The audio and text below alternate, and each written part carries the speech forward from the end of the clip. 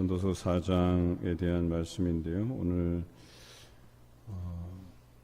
주일날 제가 설교문에서 필립 얀시를 언급했는데요. 이 필립 얀시가 삶이 힘들어질 때, 삶이 고난받을 때라는 그런 주제로 책을 썼는데요. 거기에 보면 그러면 희망은 무엇이냐, 우리가 삶에서 고통당할 때 희망은 무엇이냐, 공동체다라고 이야기했죠. 사실 오늘 전도서가 살펴보는 바는 이 세상은 학대받는 세상이다, 이렇게 고백하고 있죠. 일정 부분 동의하고, 또 많은 사람들이 학대 가운데 살아간다라고 할 수 있겠죠. 또 학대받기도 하고 스스로 자신을 학대하기도 하고 뭐 이렇습니다. 학대하는 것이 꼭 그 TV 뉴스에나 나올 법한 뭐 부모가 아동들을 학대하고 자녀들을 학대하고 그런 수준의 학대뿐만 아니라 자신을 힘들게 하는 것, 이 모든 것을 포함한 것을 이야기하죠. 본문에서도 나와 있듯이 자기 하나 건사하면 될 것을 가지고 꼭 두세 사람 건사하는 것처럼 너무 열심히 일하는 것도 자신을 학대하는 것으로 보는 거예요. 그저 뭐 자녀들도 없고 또 나 혼자 살아가면서 나 혼자의 그 어떤 생활을 감당하면 될 것을, 또 어찌 보면 정부에서 이렇게 또 주는 것과 또 자녀들이 먼 곳에서 보내주는 용돈으로 살아가시는 분들도 계시잖아요. 그런데 이제 잘 살아가면 크게 문제가 없는데, 그래도 불구하고 뭔가 부족하다는 생각 안에서 내가 어떤 일을 또 하고, 또 일에 대한 욕심을 많이 내는 사람이 있잖아요. 이런 일도 하고, 뭐 농사도 짓고, 뭐도 하고. 제가 구역 신방을 하면서, 야, 이렇게까지 살아야 되는가 하는 생각을 할 때가 있어요. 직장도 있어요. 부인도 직장을 다녀요. 근데 또 농사까지 이렇게 관리를 해요. 과수농사를 지으면서 저렇게 분주하게 살아가야 될 이유라도 있을까? 제가 볼 때는 특히 다른 가정에 비해서 그렇게까지 부족하다고 느껴질 만한 가족이 아닌데, 또 그럴 만한 사정이나 이유가 있는 것도 아니고요.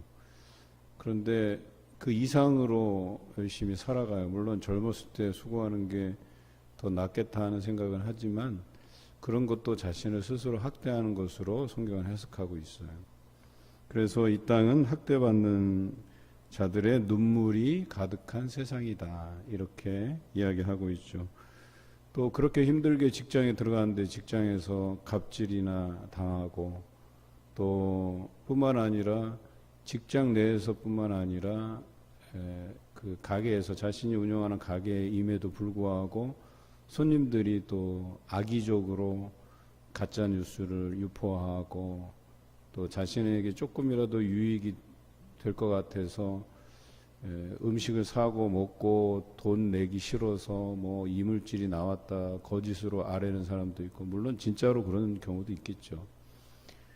아무튼 가면 갈수록 매체는 발달하고, 그 매체들은 자극적인 뉴스들을 계속해서 생산해내기 위해서, 이 자극적인 뉴스는 그러니까 선한 일을 행한 어떤 좋은 일들을 이렇게 보도하는 것보다 나쁜 일들, 야, 어떻게 세상이 이렇게 돌아가나 하고 이 나쁜 뉴스를 생산해낼수록 그 조회수가 많이 올라가요. 그러다 보니까 온갖 매체들, 또 요즘 같은 경우는 유튜브라든지 이런 걸 통해서 개인 방송까지 출연을 해서, 그냥 우리가 듣는 매체들은 나쁜 게 한 80, 90%, 그 선을 행하고 좋은 예들은 별로 뉴스거리가 못 돼요. 그러니까 뭐예요? 세상은 점점 더 악해져 가고, 거짓말하고, 사기치고, 또 학대하고, 이런 세상에서 정직하게 살아가는 게 무의미할 정도인 것처럼 느껴질 만큼 그런 세상 안에서 우리가 살아가고 있다. 그런데 더더욱 안타까운 사실은 이 땅에 위로자가 없다라고 하는 사실이에요. 그래서 오늘 솔로몬도 자기가 해 아래에서 행하는 모든 학대를 살펴보았다 그랬어요. 왕위에 있을 때 모든 것이 다 정상인 줄 알았어요. 왜? 자신이 경험하고 있는 것들은 은금이 넘쳐나고 금을 쓸 데가 없어서 방패를 만드는데 금을 사용하기도 하고, 그래서 온 세상이 그렇게 평안한 줄 알았는데, 그리고 자신이 그 집권 초기에 지혜로서 판결하고 좋은 소문을 들었을 거예요. 그래서 잘 되고 있는 줄 알았겠죠. 그런데 막상 살펴보니까 해 아래에 정말 학대받는 사람들이 너무나도 많다는 거예요. 그들의 눈물이 너무나도 많다는 거예요. 저는 이 솔로몬의 이 고백을 한번 정치인들이 읽어볼 필요가 있다고 보는 거예요. 정치인들이 왜 우리의 삶을 체감하지 못하는 줄 잘 아시죠? 우리가 뭐 배추값이 얼마고 뭐 전철, 버스비 이런 거에 대한 정보를 잘 몰라요. 왜? 평생 그것들을 이용해 보질 않으니까. 또 물가에 대해서, 또 서민 생활에 대해서 그냥 눈 가리고 아웅하는 시기예요, 그냥. 그리고 정치할 때만 잠깐 시장 둘러보고 상인들하고 막걸리 한잔 해가면서 그냥 그렇게 살아가는 거예요. 그 사람들이 언제부터 서민의 삶을 알았다고요. 그리고 아시잖아요. 정치가 그 사람들은 백성들을 평안하게 하고 잘 살게 한다고 생각하지만 전혀 그렇지 않아요. 그냥 경제적인 지표, 그 다음에 실업률, 취업률, 뭐 이딴 거 가지고, 이런 통계 가지고 이 정부가 잘났느니 저 정부가 잘났느니 이걸 이야기라고 하고 있으니, 그냥 백성들은 어느 정권이 들어서건 힘든 건 힘든 거예요. 그냥 학대받는 세상 안에서 살아가는 거예요. 여러분, 정권이 바뀌고 또 다른 정권이 들어오고 이런다고 해서 우리의 삶의 질이 더 나아지고 나빠지고 이러는 거 아니에요. 우리가 잘 아시잖아요. 차라리 그런 것보다 참된 위로자가 있는 것이 더 나아요. 그래서 필립 얀시가 말하는 것이 하나님의 희망은 공동체다. 그리고 그 공동체의 이상적인 모델을 성경에서 제시하고 있잖아요. 그게 사도행전에 나오는 초대교회 성도들의 삶이었다는 거예요. 특히 예루살렘 교회의 삶이었다는 거예요. 서로 돕고 자기의 물건들을 내어놓기를 힘쓰고, 또 그것들로 나누고, 또 주변의 어려운 이웃들을 돕고 이러는 것 아니겠어요? 그것이 초대교회의 삶이었고 하나님께서 그들에게 보여주신 이상적인 삶의 모델이었다는 거예요. 이사야서 40장 1절에는 그렇게 나오죠. 너희는 내 백성을 위로하라. 내 백성을 위로하라. 우리로 하여금 주신 사명이라고 하면 이 학대받는 세상에서 하나님의 참된 위로를 이들에게 전하는 것이 아닐까. 하나님의 그 크신 놀라운 사랑, 그 위로를 흘려보내는 것이 믿는 자들의 도리이고 사명이다라고 하는 것이죠. 이것이 올해 우리가 목표한 본질을 회복하는 교회의 모습이기도 하죠. 과거 교회는 어떠했습니까? 과거 교회는 가난한 교회였었어요. 가난한 자들의 모임이었었어요. 그리고 그 가난 속에서도 교회가 더 가난한 이웃들을 살피고 돌보고 그랬단 말이에요.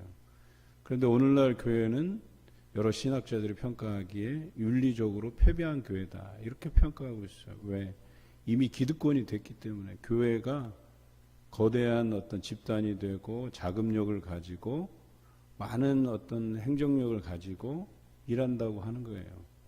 그런데 거기에 비해서 과거 교회에 비해서 우리 주변을 돌아보고 살피는 일에는 너무나도 소극적이다라고 이야기하는 거예요. 특히나 코로나로 인해서 교회들이 많은 걱정을 해요. 우리 코로나 초기만 해도 교회들이 이기적인 생각들이 많았어요. 당장 교회 헌금이 확 줄어드니까 어떻게 하든 뭐 시민들은 안중에도 없고 예배를 강행하려고 했던 적이 있었단 말이에요. 그래서 집단적으로 또 감염이 또 발생하고 막 이런 일들이 여러 번 있었단 말이에요. 그리고 나서 교회가 자중하기 시작해요. 뭐가 본질을 회복하는 거냐? 뭐가 교회의 본질이냐?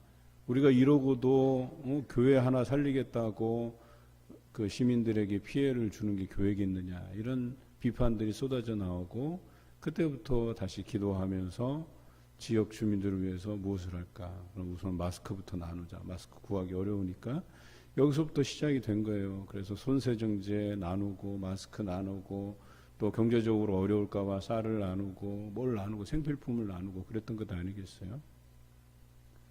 곰곰이 생각해 보면 우리가 어떤 일을 행해야 될지에 대해서 우리가 알 수 있는데 왜 그러지 못하느냐? 너무 분주하기 때문에. 그리고 이 학대의 굴레 속에서 벗어날 수 없기 때문에.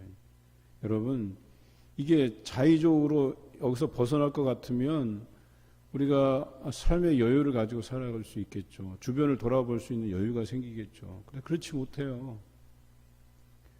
요즘 뭐 2인 가정, 3인 가정, 4인 가정 뭐 이런 단어들이 자꾸 나오는데 뭐 재난지원금 때문에 그렇죠. 여러분 한번 생각해 보세요. 건사할 가족들이 있잖아요. 그러면 제가 볼 때는 거의 내가 은퇴하기까지는 거의 그 삶에서 헤어나오기 어려워요. 그 반복된 삶에서. 그러니까 삶의 분주함 안에서 빠져나오기가 어렵다는 거예요. 그런데 주변에서 보는 시각은 달라요. 아유, 저 정도면 먹고 살만한데 이렇다니까요. 그래서 솔로몬이 보기에 해 아래에서 수고하는 모든 것이 헛되다라고 얘기하는 거예요. 우리는 열심히 일해서 돈을 벌고 수고해서 또 여러 가지 내게 있는 달란트를 가지고 쌓은 것인데 오늘 본문 4절에 보면 이웃에게 시기를 받는다 그랬어요. 그래서 이것도 헛되어 바람을 잡는 것이다. 나는 정말 부끄럽지 않게 성실하게 일해서 쌓고 내 가족들을 건사하기 위해서 수고했는데 옆에서는 이웃들이 그걸 보고 시기한다는 거예요. 그래서 이런 일도 헛되고 바람을 잡으려는 것과 같다. 이렇게 표현하고 있어요. 8절에 보면 어떤 사람은 아들도 없고 형제도 없이 홀로 있으나 그의 모든 수고에는 끝이 없도다. 혼자 사는데도 끝없이 수고하고 끝없이 일하고 모르겠어요. 그렇게 일해서 뭐 손주들 용돈이라도 쥐어주기 위해서 일한다고 한다면 오늘 성경의 말씀을 좀 유념해서 생각해 보았으면 좋겠어요. 그의 눈의 부요를 족하게 여기지 아니하면서 이르기를 내가 누구를 위하여는 이같이 수고하고 나를 위하여는 행복을 누리지 못하게 하는가 하여도 이것도 헛되어 불행한 노고로다. 내 하나 건사하지도 못하면서 나는 행복하지도 않으면서 나를 위해서 그걸 쓸 것도 아니면서 또 누군가를 위해서 이걸 주기 위해서 그 사람에게 행복감을 주기 위해서 해봐야 그것은 불행한 노고다 그랬어요. 불행한 노동이다. 성경에서 정의 내리고 있는 이런 여러 가지들이 있는데 실제로는 우리는 이렇게 살아가요. 혼자라도 뭔가 한 뭐 서너 사람 감당하는 것처럼 살아가요. 자식들 다 좋은 직장 얻어서 나가서 분가해서 잘 살고 있음에도 불구하고 뭔가 자식들에게 좀 더 도움이 되거나 자식들에게 폐를 안 끼치기 위해서 이렇게 끝없는 노동 안에서 살아가는 거예요. 과연 이렇게 살 가치가 있는가라고 하는 거예요. 그런데 해결책을 오늘 성경이 제시하고 있어요. 9절에 두 사람이 한 사람보다 나으면 그들이 수고함으로 좋은 상을 얻을 것입니다. 고린도 후서에서는 우리로 하여금 하나님께서 부요하게 하신 이유에 대해서 설명해요. 그것이 뭐냐? 부족한 자들과 평균케 하려 합니다. 이렇게 표현하고 있어요. 조금 더 잘 사는 사람이 좀 못 사는 사람들을 도와서 평균케 하려 합니다. 여러분 이런 말씀들 잘 기억하셔야 돼요. 우리가 이번에 쌀 모으기를 하잖아요. 십시일반 모아서 이것을 군에다 기증하려고 해요. 많은 사람들이 반대할 수도 있어요. 왜? 뭐 정부에서 그 독거노인들이라든지 이런 분들 가정 형편이 어려운 사람들에게 쌀 지원하고 쌀이 남아 돈다는데 그 몰라서 하는 얘기예요. 저는 일산에서 그래도 일산이 잘 사는 동네 중에 하나거든요. 저는 직접 가봤어요. 우리가 쌀 모으기를 해갖고 쌀 가지고 가서 그것을 전달하고 하는데요. 감사하지 않는 가정이 한 가정도 없어요. 그것도 아쉬워요. 또 많은 사람들이 가보면 뭐 쌀이 쌓여 있느냐 마느냐 하는데요. 여러분 그 쌀 모아서 뭐 하겠어요? 얘 팔아서 돈 만든다니까요. 쌀을 싸서 이 사람들이 그걸 그대로 썩혀두는 게 아니에요. 이 사람들이 연료비가 없어갖고 그 정부에서 나오는 걸로는 충분한 연료비를 댈 수가 없어요. 그래서 모아놨다가 팔고 연료비 대고 하는 거거든요. 그러니까 그 형편을 너무 모르다 보니까 눈에 보이는 것만으로 판단하고 그런 악의적인 소문들이 퍼지고 그래서 그 쌀 모을 필요도 없고 도울 필요도 없고 이런 생각을 하는 거예요. 미안한 얘기지만. 그런데 막상 거기 앉아서 한 5분 동안 앉아서 그들의 삶에 대해서 한번 들어보세요. 그러면 형편을 알 거예요. 그 지원금이 안 나올까 봐 가족과 이렇게 호적 정리를 한 가정도 있어요. 실제로는 자식과 연락이 닿아요. 그런데 그 자녀가 어려우니까 그런데 자녀가 있으면 이런 혜택들이 안 돼요. 그러다 보니까 그 혜택을 받기 위해서 부모 자식 간의 연도 호적상에 정리를 해서 독거노인이 돼서 그런 혜택을 받아야지만 살아갈 수 있는 가정들이 있단 말이에요.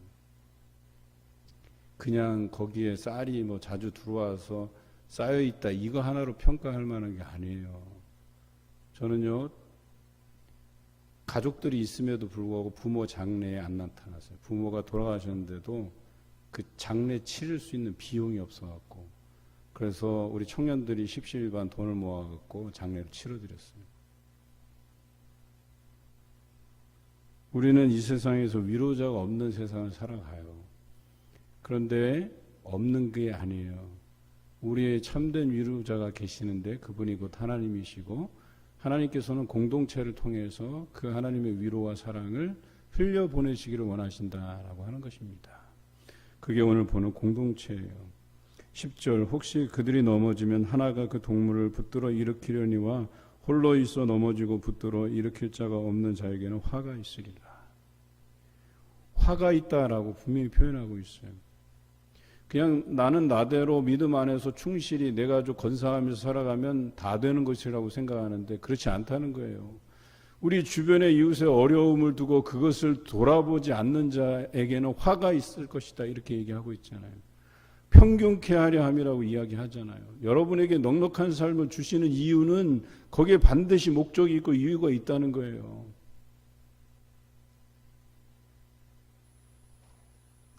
(11절에) 또 두 사람이 함께 누우면 따뜻하거니와 한 사람이면 어찌 따뜻하랴. 한 사람이면 폐악을 겪거니와 두 사람이면 맞설 수 있나니 세 겹줄은 쉽게 끊어지지 아니하느니라.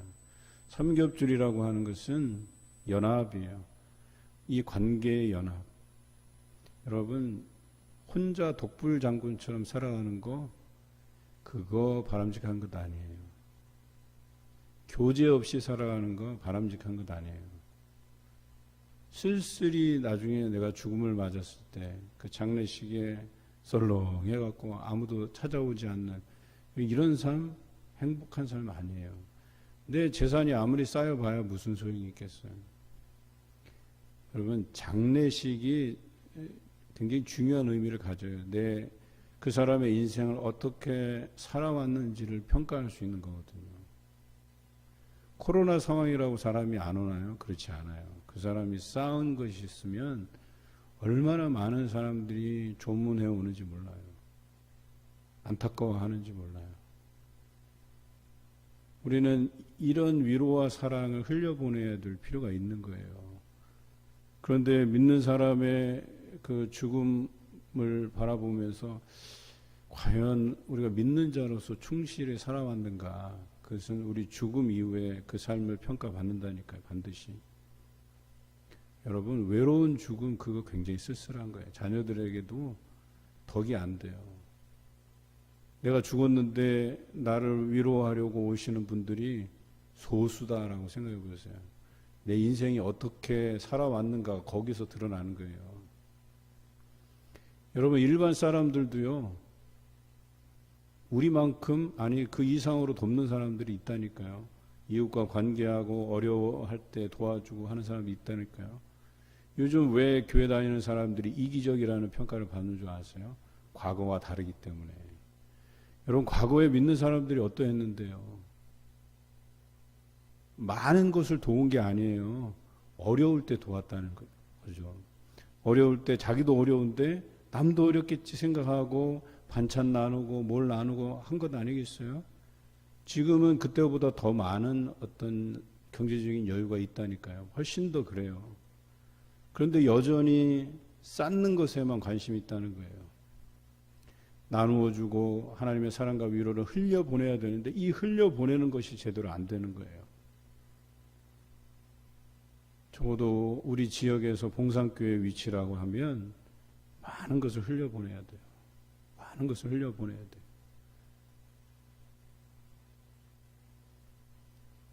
오히려 사역을 줄이는 한이 있어도 우리가 그 사역비를 모아서라도 흘려보내는 일에는 인색함이 없어야 된다는 거예요.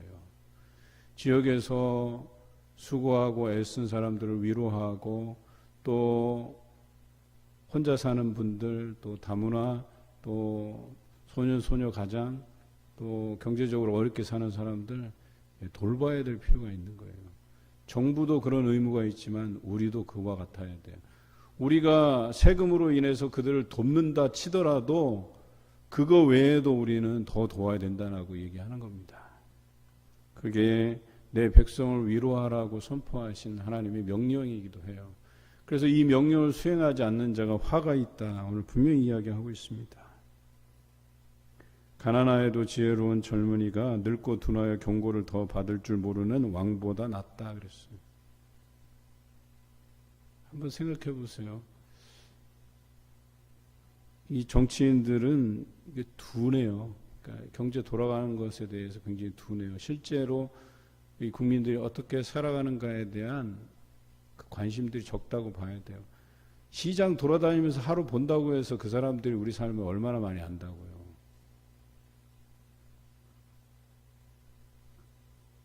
차라리 가난하여도 지혜로운 젊은이가 낫다라고 하는 거예요. 가난한데 지혜롭다? 이게 무슨 뜻이에요? 여전히 내 형편이 여유롭지 않아도 지혜롭다는 것은 하나님의 뜻을 분별하고 그 사랑과 또 그 위로를 흘려보내는 사람이 여기서 말하는 가난하여도 지혜로운 젊은이라고 얘기하는 거예요. 그는 자기의 나라에서 가난하게 태어났을지라도 감옥에서 나와 왕이 되었음이니라. 오히려 이런 사람이 왕의 역할이라고 하는 것이 백성을 통치하고 안정된 삶을 누리게 하고 그런 일을 해야 되는 게 왕이고 대통령이 되잖아요. 그런데 그런 사람들이 그런 일을 제대로 감당하지 못하잖아요. 그런데 차라리 그냥 가난하여도 하나님의 뜻을 분별하고 하나님의 사랑과 위로를 흘려보내는 그 사람이 왕이고 대통령이다라고 얘기하는 거예요. 그런 사람이 백성을 위할 줄 안다라고 얘기하는 거예요.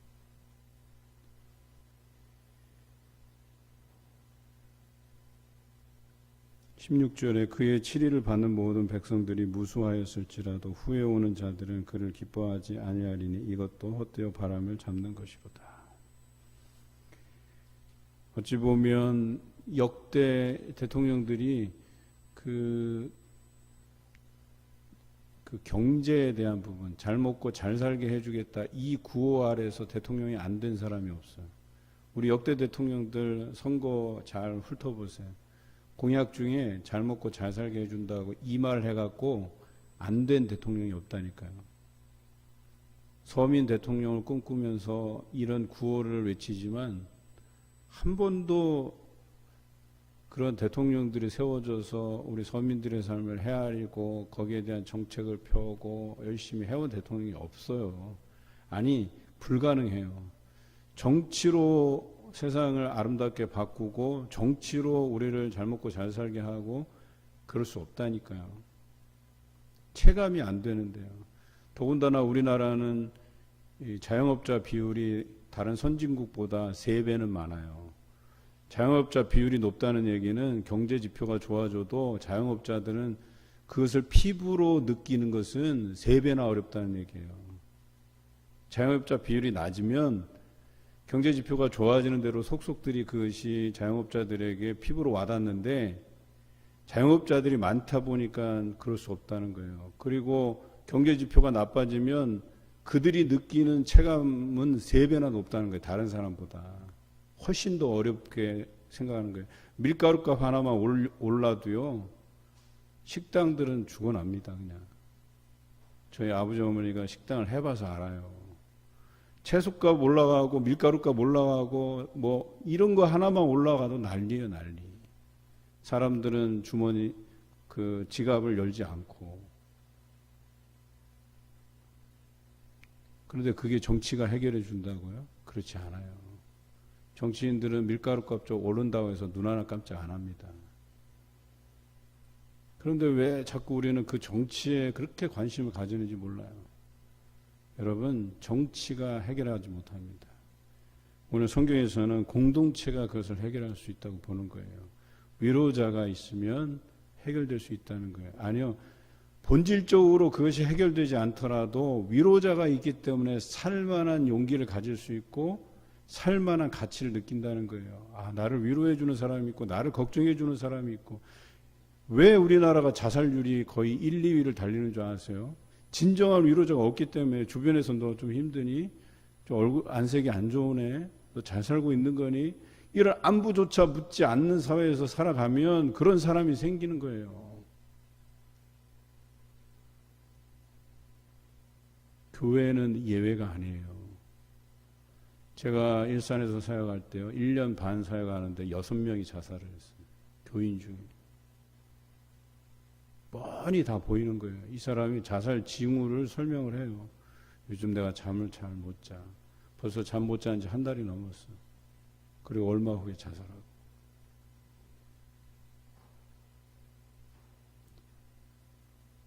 성경에 보면요. 아주 일관되게 우리에게 그런 이야기를 해요. 주변에 관심을 가지라고. 사랑을 흘려보내라고. 위로하라고. 그리고요. 좀 주변에 알리시는 것도 좋아요. 우리 집안에 이런 경사가 있고 이런 경조사에 대해서 좀 알리세요. 입원했다고. 그러면 함께 위로하고 기도하고 그럴 것 아니에요.